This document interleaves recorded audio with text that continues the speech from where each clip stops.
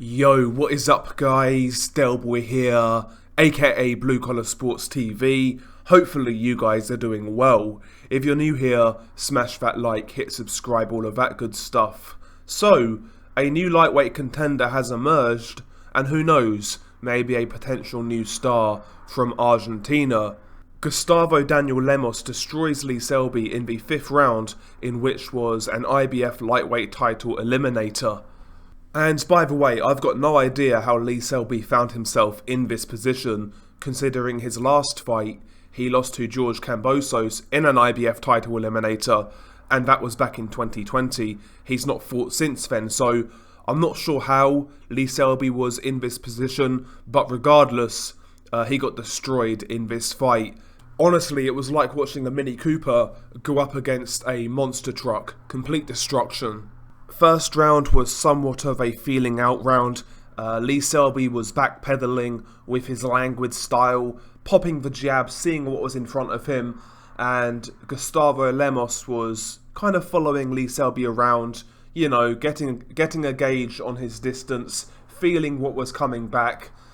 Quite soon, Gustavo Lemos realised that Lee Selby had nothing for him in regards to power, etc, etc.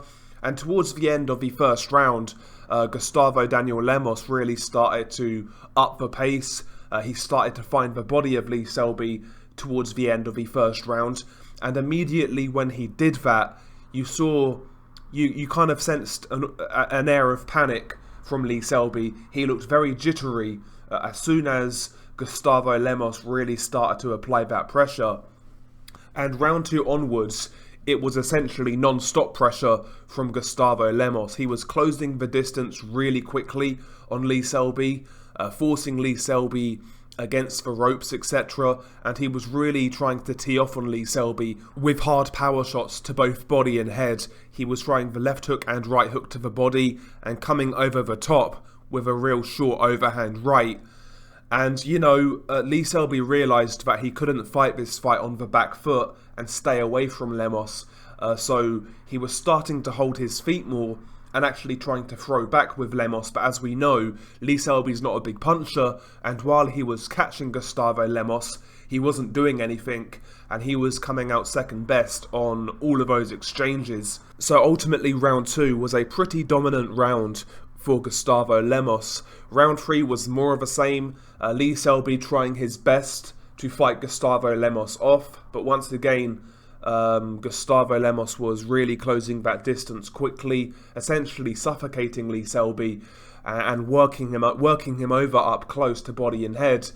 There was a cut in the 3rd round, which Lee Selby opened up on Gustavo Lemos. I'm not sure whether it was a punch or a headbutt, but Gustavo Lemos was cut in the 3rd round, but it really had no impact on his style and his performance. He was dictating the pace of this fight, he was dictating the real estate and dictating what sort of fight this was. You know, Lee Selby's not a guy traditionally who likes to trade with you. He's a guy who likes to box on the back foot, and he was doing none of that in this fight because he couldn't. So yeah, I was impressed with Gustavo Lemos' foot speed to close that distance and work. So yeah, 3rd round, Lee Selby took a bit of a pasting. You know, it was what it was. And the 4th round, you know, this was the beginning of the end for Lee Selby. Again, trying his best to fight Lemos off, but Lemos was really going to the body in the 4th round, really strafing Lee Selby with body shots, and he actually hurt him as well, I believe with an overhand right to the head, and Lee Selby was on unsteady legs. Eventually, the pressure accumulated, Lee Selby got caught with a couple of body shots, and he took a knee. Lee Selby beat the count, and he got to round 5. But ultimately, Lee was done at this point. Round 5 started. Gustavo Lemos once again applies that pressure, chasing Lee Selby around the ring, lands a couple of body shots, delayed reaction, Lee Selby takes the knee again. Once again though, he beats the count, he tries to valiantly fight on. After the 2nd knockdown, he's really trying to fight Gustavo Lemos off, throwing his own shots, and he was connecting, but once again, there was just no power on these shots. Gustavo Lemos walks him down, gets him against the ropes once again, lands a 2 or 3 punch body combination. Lee Selby takes a knee again, and at this point the referee waves it off, and rightly so. So all in all, a good performance by Gustavo Daniel Lemos. I'd never seen him before until this point, and listen, he's certainly a fun fighter, carries power, he's got quick feet when it comes to cutting off the distance and closing range.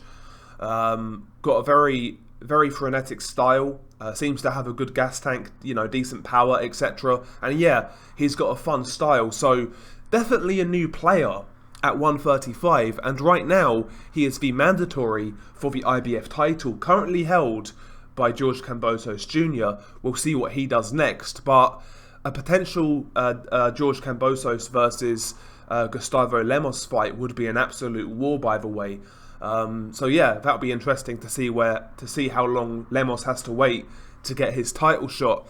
As for Lee Selby, I mean, listen, it's time to call it a day for Lee Selby. To me, he never really belonged at lightweight, quite frankly. I felt he was soundly beaten by George Kambosos. Many people felt that fight was close. I disagree. I felt George Kambosos clearly beat Lee Selby. And, to me, it always seemed like Lee Selby never had the strength for lightweight. Bear in mind, he was a featherweight and he moved straight to 135 after he lost to Josh Warrington. And for me, Lee just never had the strength for 135. But, as I say, he should call it a day now. Lee Selby, not my cup of tea in regards to fighting style. But I have to say, the guy's had a good career. He did it the hard way. Came up from Hall small shows. He wasn't really highly regarded coming up. But eventually he won a world title at featherweight. Had a few defences, etc. So Lee Selby's done well, but it's time to call it a day as far as I'm concerned. Anyway, share your thoughts below. Did you see this fight? And if so, what did you make of Daniel Gustavo Lemos? Could this guy be a player at 135? He's certainly going to be fun, I'll say that much. But yeah, share your thoughts below. It's been your guy Delboy. Peace.